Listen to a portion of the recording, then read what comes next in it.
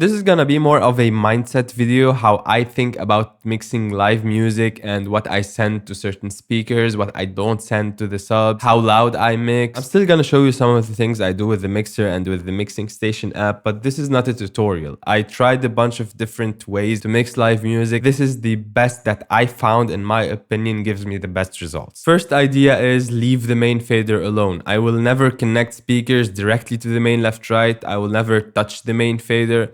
I might sometimes move it just for a dramatic effect, but you'll never see me riding the main fader to change the level of the mix. I will always send my main mix to a matrix or multiple matrices and then decide the level of the speakers with these matrices, not with the main fader. And I always send my main left-right post fader to a matrix at 0 dB. Whatever I'm doing with the whole mix is going to the matrix, and then the fader of that matrix will be the volume of the speaker that is connected to it. I noticed that I tend to mix pretty loud, not in terms of SPL, but the actual mix inside the mixer. My mix tends to peak at -6 roughly, and I make sure to get all of my input levels roughly at -18. Because here's the thing, most speakers and their amplifiers are a lot louder than you need, so it might actually be loud enough in the room or in the venue, but if you send it to a live stream or you record your mix or send it somewhere else, it might be very quiet because your input levels are way down, but your amplifiers of your speakers are very powerful. It's loud in the room, but the actual levels are very low. So that's why I send pink noise at -18 dB full scale and then set the level of the speakers. Because if I'm setting the input level of the channels at -18,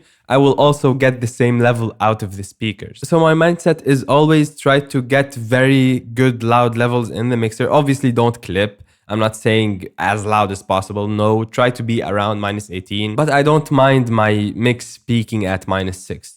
Just don't clip it. That isn't just a matter of preference because I like it that way. It actually helps a lot with feedback. If you have a very loud mix going into fairly quiet speakers, you can still hear everything. Everyone will still perceive it as loud, but it will not actually be loud. Whereas if your mix is very weak and very quiet, you could turn up your speakers and people will hear it. And they might not feel that it's very loud, but it will be a lot louder than it needs to be. And when their speakers are loud, it will create a feedback loop. So I always try to get a very loud mix, very quiet speakers. In most cases, I find myself turning the matrix faders to at least -20 or even more, -30. One time I turned it down to -50 because the amplifier of the speakers were really powerful. I really never needed to actually drive a speaker its full volume because my mix is already very loud. Something I did at my last gig that I found was very helpful is using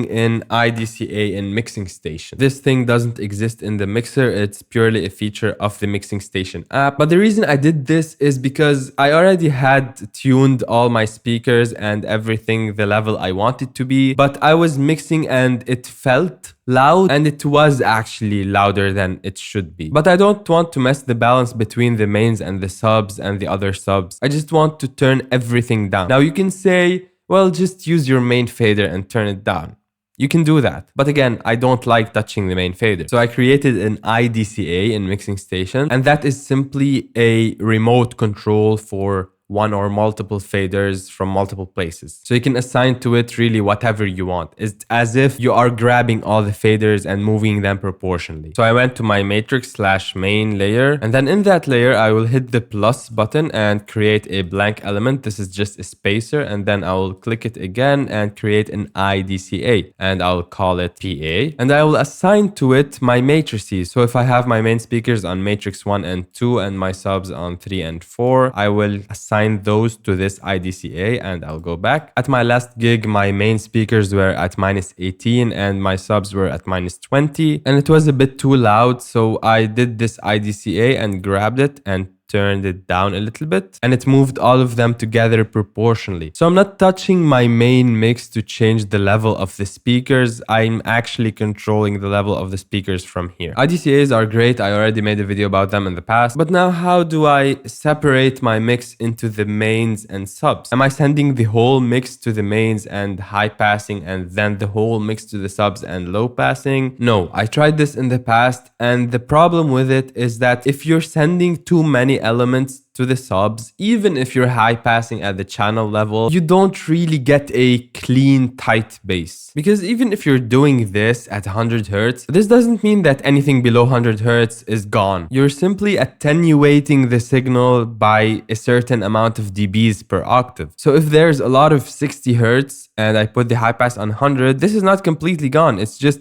lower in volume. Okay, so then what's the other option? It's to send the main left right to the main speakers and the mono bus to the subwoofer. And you will only put on the mono bus the bass elements. Bass guitar, bass synth. Now here's the problem. With drums, if you're grouping them together and doing EQ and compression on the entire drums as a group, do you send the entire group to the subs? I also tried doing that. It wasn't very successful because the overhead microphones are in that group and they are going to the subs. Microphones are dumb. They don't know the difference between wind and sound. When there's wind, you will hear some rumble in the subwoofers even if you have a high pass filter on these microphones. Again, the high pass filter does not eliminate these frequencies, it just attenuates them. So if there's a lot of them, you will hear some of it. So I finally decided that I will not send the drum group to the subs. I will only send it to the main speakers and just send the kick drum to the subs. Now, if you're putting an insert on the drum group that has latency, you'll have to worry about the latency and make sure to time align the kick drum so that it's still in time in the subs with the mains. I never feel like I need to insert an effect on the drum group. The stock EQ and compression are good enough. And the hardware emulations on the M32, X32 mixers, I don't think they're that good. It's not worth the latency. So currently what I'm doing is main left right, send it to a matrix that feeds the main speakers, and mono bus, send it to a matrix that feeds the subwoofers, and only add the bass elements to the mono bus. Kick drum, bass guitar, maybe if you have playback music from a computer, also add the auxiliary inputs to the mono bus because you want that whole music to come out of the subs and the mains. But anything that doesn't need those low frequencies, keep it out of the subs. And you'll get a much tighter, cleaner bass because think about it. If you have a mix that consists of only 3 elements, maybe just a piano, a guitar, and a vocal, it's a lot easier to mix that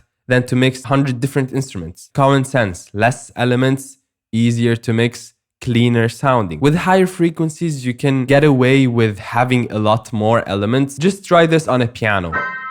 Go to the lower octave, see how that goes. It sounds like a mess. That's why we play open voicings if we are playing in the bass register. We are moving the voices away from each other, making space, not having too many things close together in the bass range.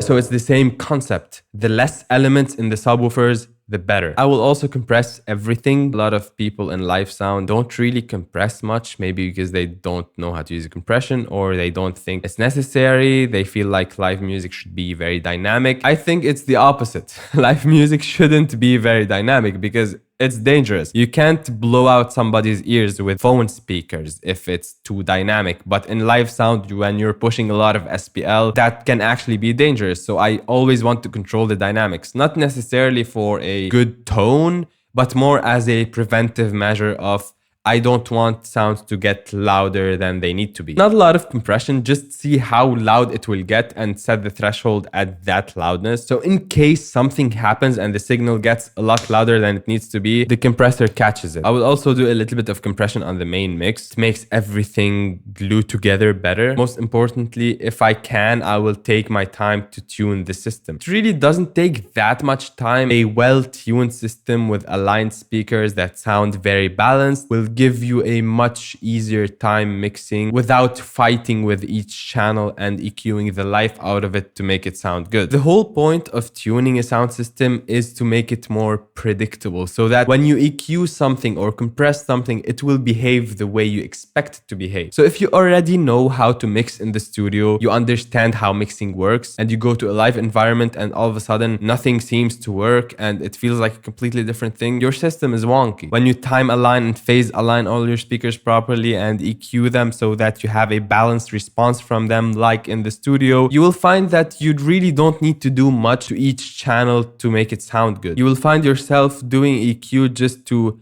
make the tone sound better and not necessarily to fix problems. And that will make the mixing experience a whole lot more enjoyable. You'll actually be happy mixing and not fighting problems all the time. I just want to reiterate on the idea of the main and the mono bus. The mono bus is a post fader bus. So I'm not actually mixing sends into the mono bus. I'm sending it at 0 dB. I'm just turning it on or off in the mono bus. So it's either going to the subwoofers or not going to the subwoofers. But when I move the fader of the channel, it actually gets also lower in the mono bus. And on the M32X32 mixer, you have a setting to link the mono bus to the main left right. I will always have that on because I don't want to turn my main fader down and then the subs are still on. I want it to be linked. That was a lot of talking. I hope you got something out of it. If you disagree with me, you can fight me in the comments. That's fine. If you liked the video, make sure to hit the like button and click on the video on the screen right now, and I'll see you there.